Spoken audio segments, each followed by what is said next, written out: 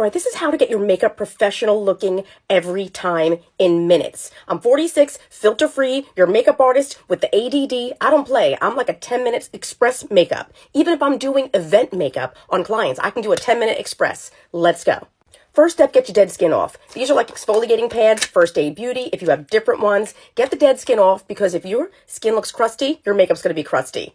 Let's move. Then put on like a hyaluronic, a glowy serum, okay? For under the makeup, just a nice glowy serum. Pacifica, doesn't have to be expensive. I love the Charlotte Tilbury Magic, a lot of great ones. Just hydrate. And just a basic moisturizer. This is a vitamin C Colleen Rothschild, but a nice, hydrating, lightweight moisturizer that goes great with your makeup. Not too thick or it will stick.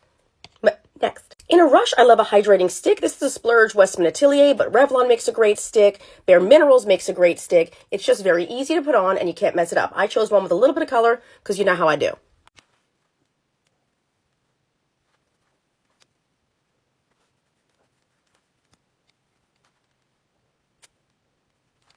Look at this. I always go with something that has a little bit more color because I like to give myself some color and I can always blend it out. I don't want to look like a cadaver. Okay, then especially 40s and up, it's not good to go too light. It makes us look like just very washed.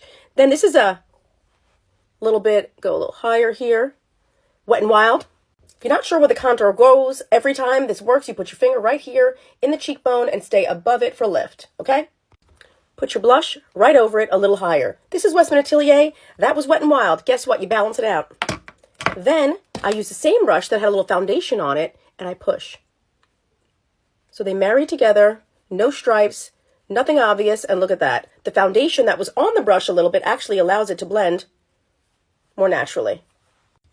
But push it real good.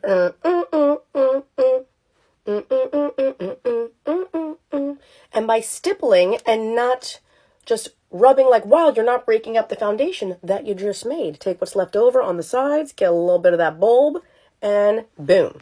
Little concealer just on the inner corner if you need a little bit brightening. If you don't have a ton of darkness, don't put a lot. If you have more darkness, use a little more. So that's really a case by case, and a little here just to lift the corner of the eye. Revlon Color Stay. Oh, if you got some puppet situation happening, brighten up in there. You've seen me do this before. It pulls that look right back out and gives our mouth a little more pout. Easy shadow. Put a little bronzer right on the lid, blend it up over the river and through the hood, and then take a shimmer from any of your palettes, pop it right on top, and you got a little eye situation, brighten up the inner corner. Simply brush your brows up. Line under the lash line, right in the bed of the lash. I put some blush on my lip and then spritz.